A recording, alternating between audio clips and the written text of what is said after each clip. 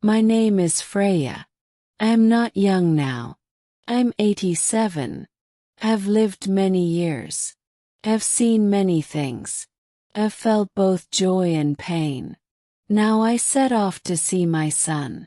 Has been so long. The weight makes my heart tremble. Plane is ready. People chat.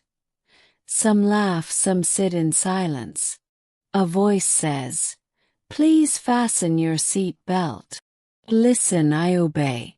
The plane starts to move. My heart beats fast with memories. I recall the last time I saw my son. He was young then. He had big hopes. He said, "Mom, I want to learn. I want a better life." I said, "Go, my son, learn, stay strong." Then he left. I did not see him again. Years passed. Letters came, phone calls came, but his face faded from my sight. Now I have a ticket, I have a seat, I have a path to a new start. Close my eyes for a moment. A mix of hope and fear fills me. Then a gentle voice whispers, "Come see me, Mom." My son calls from far away. I answer, "Yes, my son, it is time." A flight attendant interrupts my thoughts. "Would you like a drink?" Open my eyes. I see her kind face. I say, "Just water, please." She gives me a small cup. Hold it tight. The plane is quiet. I hear soft whispers and steps. My mind drifts to the past. I remember my youth. Life was hard then. I worked every day. I helped my family. I had dreams that burned like a small flame. I waited for the right time. I wondered, did I choose right? Did I do enough? Those questions still haunt me. The plane glides along smoothly. Think of my son. Will he know me? Will he still need me? My trip is not just to a new town. It is a journey back in time. I was once a small girl. I had little in my life. My family had little. My father tilled the fields. My mother cooked and cleaned. Helped her. That was my whole world. I remember a day in my youth.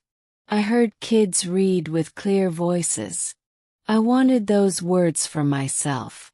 I asked, "Dad, can I go to school?" He shook his head. "No, Freya, girls do not need school. Girls care for home." A spark of anger and hope burned inside me. I asked, "Why? Why can boys learn and not me?" That question lit a secret fire in my heart. At night I listened to my brothers talk. They spoke of school and books. I grabbed a book. I ran my finger over the words. I whispered them to myself. I did not understand all of it, but I tried. My mother saw me and she said, "Freya, sleep now." I pleaded, "I want to learn."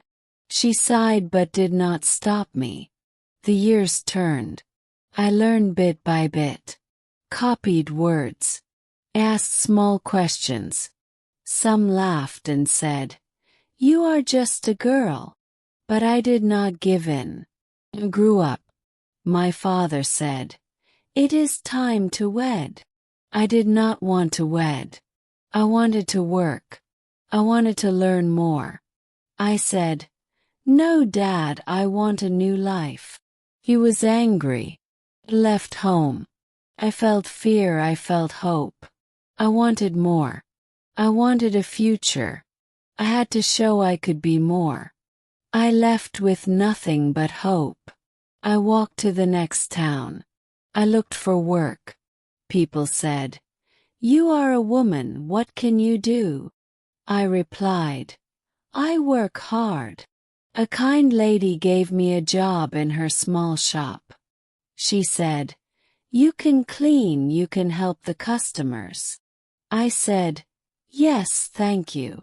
I worked from dawn until dusk. I listened to every word. I learned new words. I watched how people shopped. I saw how the lady kept the money safe. One day I asked, can you teach me to count money? She smiled. Yes, Freya, I will show you. I learned fast. I worked hard. Soon I was not just cleaning. I started to sell small things. I helped out more. People began to know me. They said Freya is smart. Freya is good at work. I saved some money. It was small, but it was mine. Then I made a bold choice. I said, I want my own shop. The lady laughed. That is hard, Freya. I said, I know, but I will try. Found a tiny space. I bought a few items. I opened my shop. First few came. People whispered, she is just a woman, she will fail. But I did not stop. Smiled. I greeted each one with a kind word. Slowly more people came. My shop grew and so did my dreams. Then a man came. He looked at me with a firm gaze. He said, you are strong, you are different. Felt a shiver. He came back day after day. One day he asked, will you marry me? Pause. I remembered the past.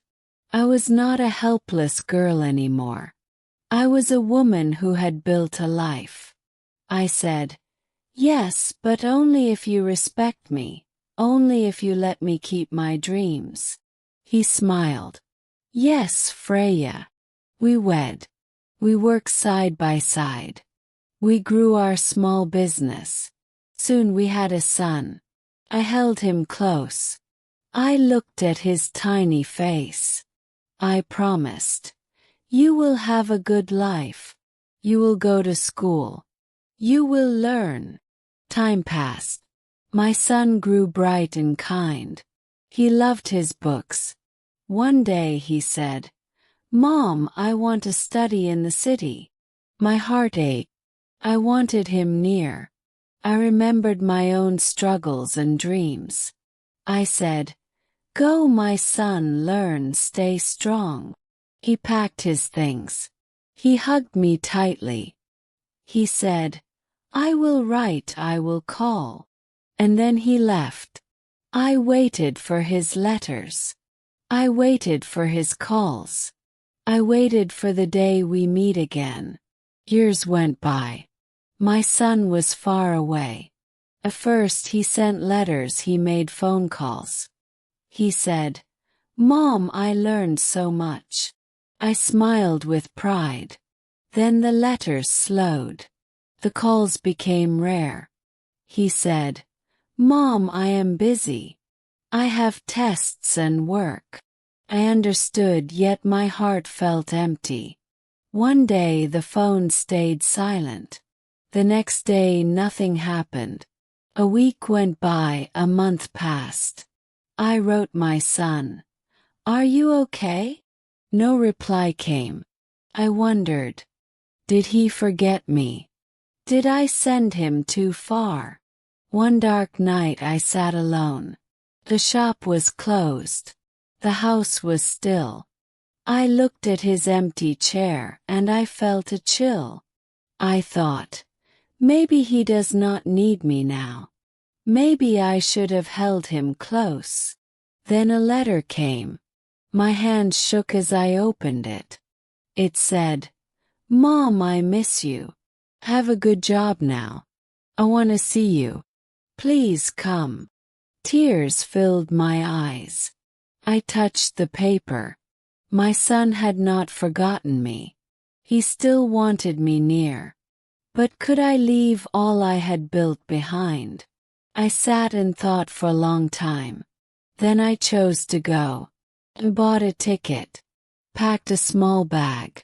The day of my flight came. I stood at the airport. I had never flown before. All felt new and strange. Felt very small. A voice said, "Passengers, please board." I took a deep breath and stepped forward. I entered the plane. I sat down. The seat felt tight. Plane moved. My heart pounded. The engine roared. The plane rose into the sky. I thought, this is it. I will see my son. But a fear crept in. Will he know me? I looked at my old hands. My hair was white. My face had lines. My son had been young when he left. Now he was a man.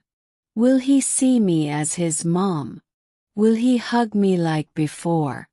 Closed my eyes. The memories came back.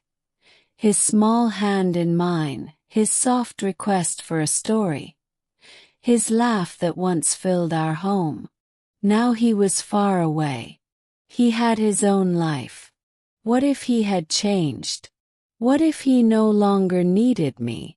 The plane flew on. I clutched the letter with his words. "Mom, I want to see you." But a dark thought whispered, what if he says that out of guilt? What if he does not really want me? The plane began to descend. My journey neared its end. My heart raced with one final doubt.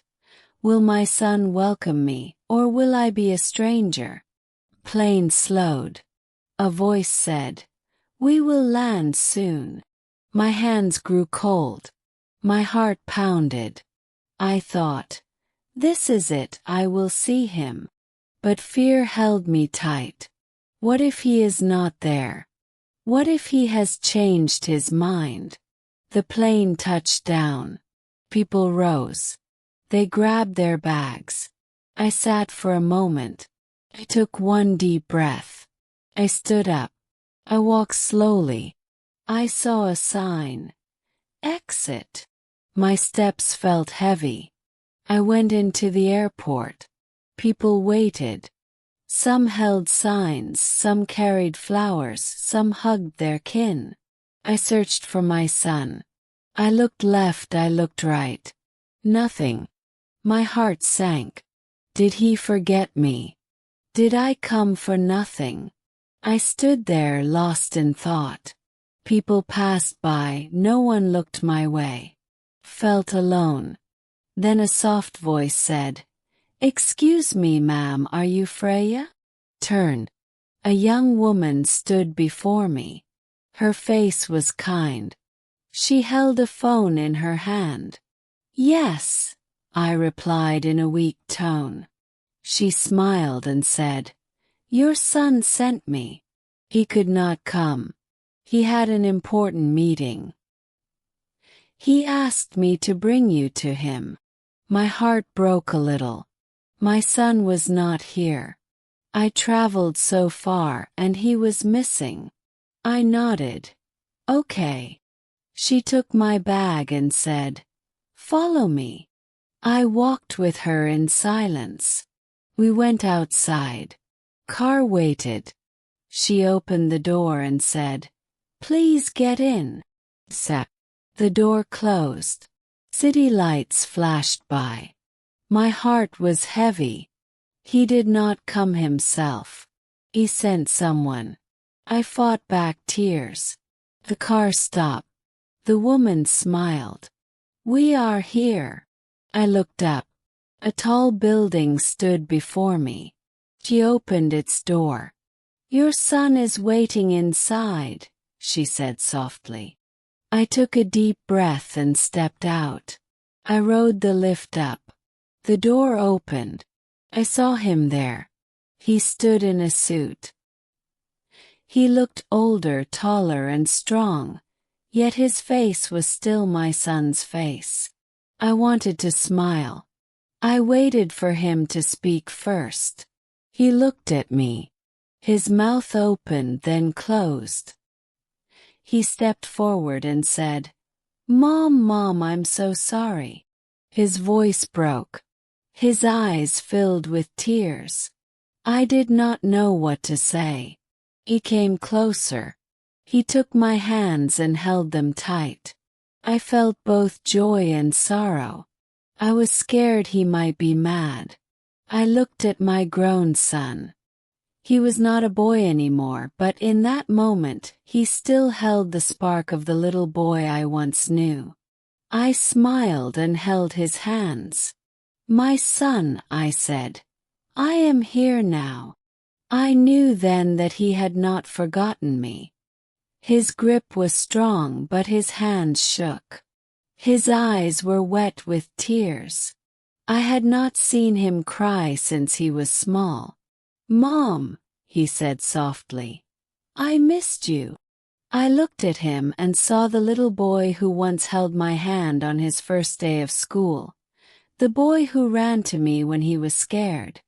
Now he was a man with a suit, a job, and his own life. But in that moment he was still my son. "I missed you too," I said in a calm, soft voice.